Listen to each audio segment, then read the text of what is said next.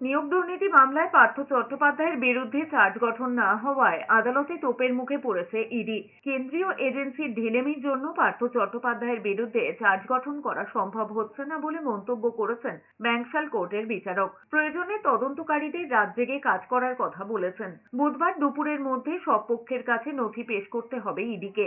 নিয়োগ দুর্নীতি মামলায় ইডির মামলায় ডিসেম্বরের মধ্যেই নিম্ন আদালতে চার্জ গঠন করার জন্য বলেছে সুপ্রিম কোর্ট। কিন্তু চার্জ গঠনের আগে বেশ কয়েকজন অভিযুক্তর আইনজীবী হার্ড কপি পাচ্ছে না বলে অভিযোগ। তা নিয়ে মঙ্গলবার বিচারকের ধমকও খেয়েছে ইডি। এই মামলায় 54 জন অভিযুক্ত রয়েছেন। ইডি যে ডিজিটাল নথি দিয়েছে সেখানে পুরো বিষয়টি রয়েছে, কিন্তু আইনজীবীদের বক্তব্য ডিজিটাল নথি দেওয়ার ফলে তাদের মক্কেলের অংশটুকু খুঁজে বার করতে সমস্যা হচ্ছে, সেই কারণে তারা হার্ড কপি চাইছেন।